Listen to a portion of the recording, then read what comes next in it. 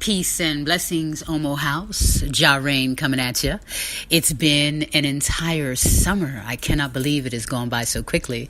But yeah, I wish I could say that I was vacationing and chilling, but as is my life, it's just energy being placed somewhere else when it's not here. So life is good. So welcome back. And a little bit of housekeeping first. So one, thank you for returning after taking a couple of, I guess it's more than a couple of weeks. It's probably technically a couple of months. So I noticed that last week was Labor Day, and I said, I guess the vacation is over. So here we are. Just wanted to share with folks who also were on vacation that we now have the Omo House Cyber Lounge on Facebook, which is a private community, and it's growing nicely. And I find that it's a space and a place where people are authentically engaging around issues of wealth and entitlement and poverty and gender and sexuality and faith and race and, all the things that seem to matter to folks who are committed to being conscious. So thanks to those who are already participating. And if you aren't, you are more than welcome. All you have to do is look for Omo House Cyber Lounge and request admission, and you will be welcome. So just for those who are new or haven't been paying attention, some new experiments. We started a online book club, and so we are currently finishing up a work by Michael Eric Dyson entitled Tears We Cannot Stop. And we've had a couple of online sessions, which were, for me at least, very healing, very provocative, very insightful. And so thank you for those who have participated. And we will continue doing such online virtual gatherings. What's coming up in the fall is don't know how many sessions it will be, but I want to make sure we take time and we marinate and we look deeply and we reflect. But we will be looking at the United Church of Christ new curriculum on white privilege. So that is definitely a work that I think will challenge and grow us as a community. And I'm hoping to co-facilitate that with allies as well as people of color, so we can get diverse points of view and just make the conversation even richer. So as you saw, the title is Reimagining I. And I have to say, honestly, that title had been sitting on my refrigerator for the entire summer and really didn't speak to me until the last few weeks. And I was like, okay, so what does that mean? And as I am committed to doing, always asking that spirit guide the conversation, and oftentimes just sort of reflect on it, but come with the commitment that in the moment I will be listening and hearing what it is that is in my heart, in my soul, but also maybe what mystery and divine wants to say. So when it was put up on the refrigerator, I love the word reimagining because it is, to me, the epitome of creativity. It means that I get to be with something totally new.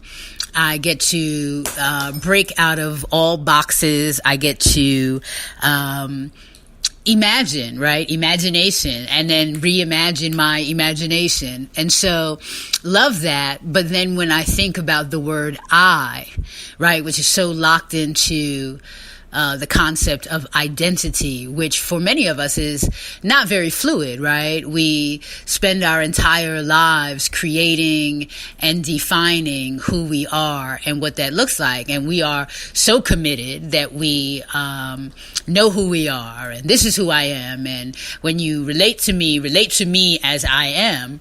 And so to have that sort of flexibility in your I-ness or fluidity in your identity identity. I don't know, when I saw that on the board, I was like, wow, that is such a stretch, to think that my I-ness could be fluid or recreatable, or that I could imagine an I that doesn't currently exist. And so, as I looked at it throughout the summer, I think it sort of planted a seed, or at least a question. Why is identity so fixed? Why is it that we believe we know who the I is? Or why do we believe that once we sort of have figured out the I, that's all we are, and that really can't change? We might buff it up, we might shine it up, but the I is the I. And so, so I didn't really know where Spirit was going to go with this, but I think what I bumped into today was this idea that part of our earthly experience or journey is the creation of an I. And it is so embedded into our culture that it is the I that sort of teaches us how we will be with other people, right? So depending on who I am, I then create my community. Depending on who I am, I'm told what I should believe to be true. Depending on who I am, says what I eat, how I pray, how much money I'm supposed to have, what my future is supposed to look like, right? All of that is tied into my identity, my I-ness. And I think today that sort of shifted for me because I think over the last few days I have been looking at what is happening on the earth. And, between all of these environmental happenings, I have sort of begun to feel as if the earth is crying out, moaning, if you will. And I suppose when I looked up on this refrigerator, I started wondering if the recreation or reimagining had to do with me expanding my I-ness to include what is happening in the earth, right? So reimagining my identity as being a mirror for what is happening in the earth right now. So if there is a pain and a moaning and a confusion and a awakening and a connectedness, like all of that is happening in the earth, on the earth, what is happening politically between different groups in terms of how we define what matters to us, what is important to us. Like, no longer are those things, and not to say that they were, but no longer are those things outside myself, but maybe a mirror of what is happening within, right? So this I-ness, this identity, maybe we have somehow become confused, right? In thinking that we ourselves create an identity, we ourselves create the definition of I. But maybe all along, that was not the truth. Maybe all along, we have always been a reflection, a mirror of what has been happening outside, and the outside was shaping the inside. So in other words, like, I may have wanted to believe that I, Ja Rain, worked and created and designed myself based on some unique life experience. But maybe the truth of it is I could only be a reflection of my experiences. And as I reflected my experiences were reflecting me. My experiences were reflecting me. So I think where that's left me today is this sort of maybe metaphysical understanding that all of life is dancing with each other, right? Life is dancing with each other. Now, what I mean by that is like life is dancing with me, I'm dancing with life. Life is dancing with you, you are dancing with life. The way you dance with life affects how I dance with life and how life dances with me, right? So we are dancing with each other. So that means if I really want to get the juicy parts of life, if I really want to live into this abundant life possibility, if I really want to be in alignment with the divine, if I really want to experience the mystery and the possibility of this life experience, I need to reimagine what identity is. I need to reimagine my identity, not as Jarain, but as a reflection of all of life happening simultaneously. So I don't just look at this hurricane as, oh wow, that's kind of, sad that the hurricane is coming. But maybe a spiritual connection to this force of energy. Maybe there is a lesson in there about how I be with the planet. And that I-ness is not just me, myself, but I as the corporation that does whatever it does that may not be healthy, right? Like not separating myself out, like that's them, that ain't me. No, it is me because I spend my dollars with them, or I refuse to not spend my dollars with them. It's my purchasing power. It is the choices that I make. It is the community that I align myself with. It is the places and spaces that I lend my energy to, right? So my I-ness becomes more expansive, I no longer judge something as being outside me. It is all within me. It is all part of my I-ness. So I think what it lends me to do is to look at my own pain, look at the people I care about, and am I being a bridge for them to find healing? Because if we are all in pain and we are electing not to be our brothers and sisters' keeper, then all of that pain, all of that suffering, all of that trauma will be manifested in what we believe is an external reality, right? Like we think Hurricane Irma has nothing to do with us, but maybe she is a reflection of what is happening on our planet.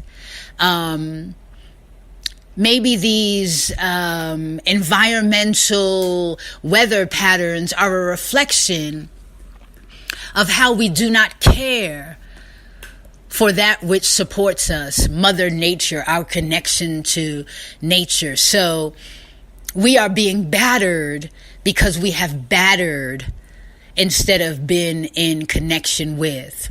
Maybe the environment is showing us and mirroring that we are one, whether you want to acknowledge it or not, right? Like, so we want to believe that we are separate from nature, that we are separate from creation, that there is some sort of hierarchy and we are on the top of the pyramid or the hierarchy, if you will. But if in reality, if I dismantled this hierarchy and just allowed it to be in union with my identity, that it is me, it is a reflection of me, it is a mirror of me, then my identity, my I-ness has been expanded.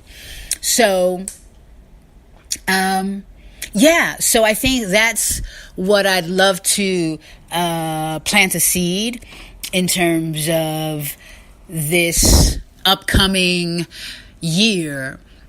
Who is you? Who is part of your identity, right? Because then self-care is not just what am I giving to Jarain. Self-care is who is me and who do I care for?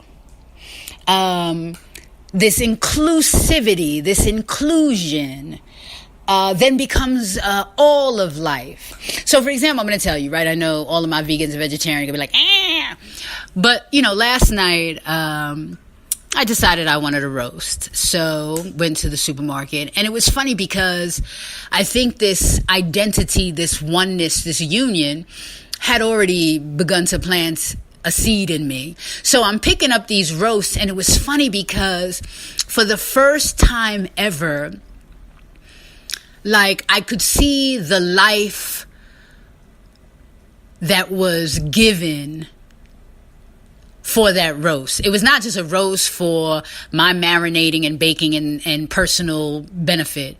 There was a life behind this roast. And I'm quite sure the people looking at me thought I was crazy because I was literally looking at the flesh that was in the package, and I was, in a sense, grieving but celebrating at the same time. Like, I was really in this space of honoring the life that existed before it ended up in this package. And so I think if we begin to practice this reimagined I, it will allow us to relate to, engage with, connect with each other, life, experiences, that which we call pain and suffering. Like, it will be redesigned because nothing will be outside us, right? So, that allows for the dismantling of otherness in a really powerful way, right? So, any imbalance, any dis-ease, any upset, any brokenness, any fragmentation will not be pushed away as if it is not me, as if it is something doing something to me, as if something is hurting me, something is coming after me. No, it will all be like, oh, these are mirrors of my own beingness. These are reflections of the I that I am in this moment, or the I that I was yesterday, but embracing it all, right? As if it is me. So what's hard about that is that now I have to look deeply. I have to look deeply at the folks I don't like. I have to look deeply at the folks that I'm judging. I have to look deeply at all of my experiences, because then, like, it is part of my journey, right? I can't just go, oh, I don't like you because you're a racist.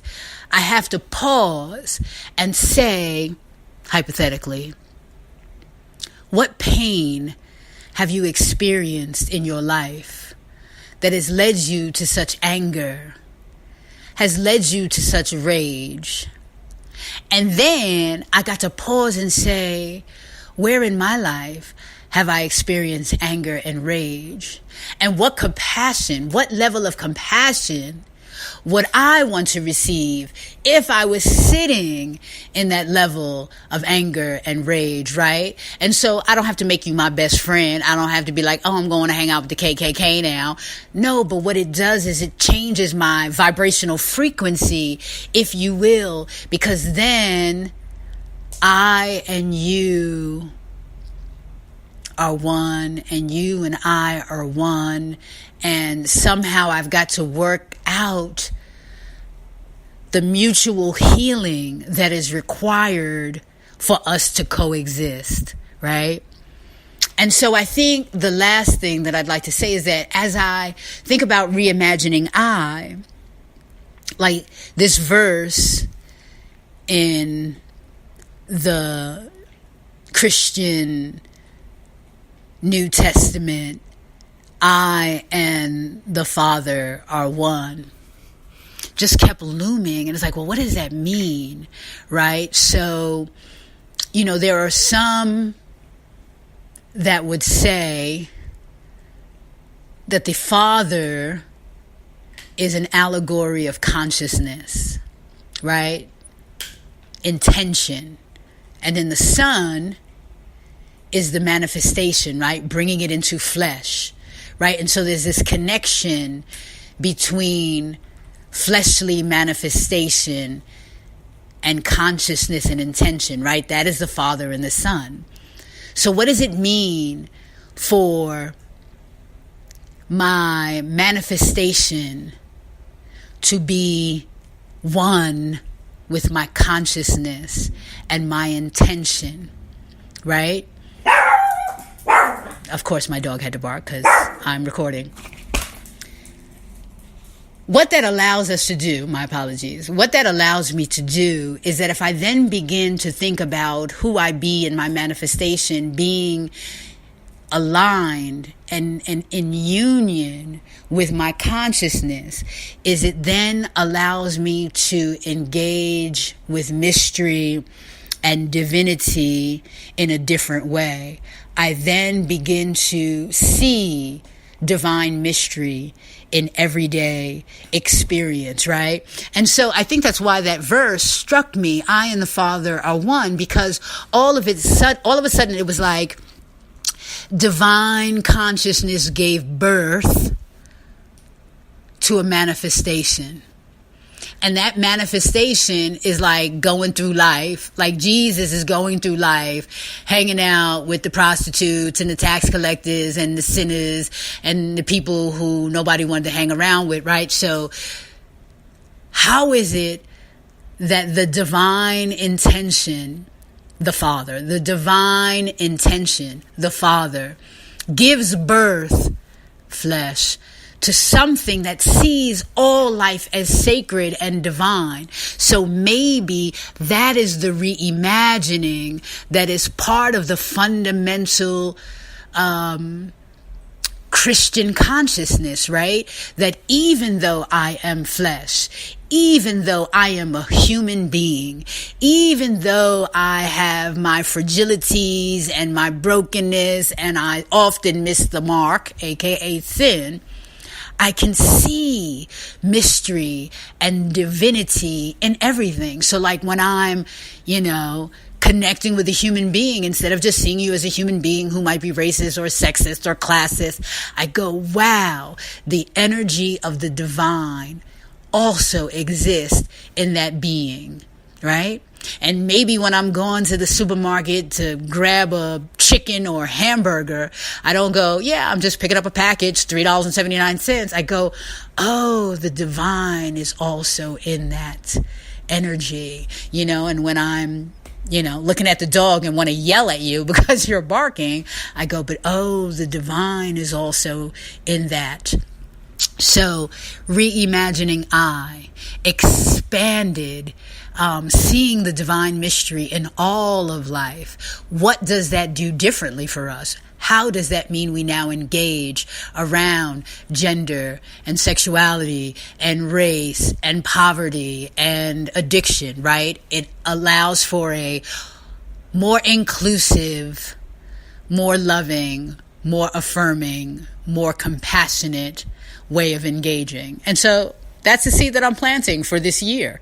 So as we begin to do this work, many of the conversations political in nature, it doesn't mean we lose the divine mystery spin on it. As we encounter folks who have different political and religious view, doesn't mean we lose the divine mystery in the connection. As we watch the earth do what it does, reflecting our own pain and brokenness, we still see the divine in it, right? Still see the divine in it. So that's what I got. Welcome back, folks. Have a fabulous, extraordinary week.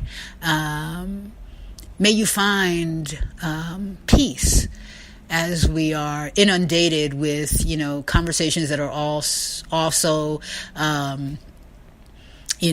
panic inspiring. May you find your center, your peace, your sense of divine connection.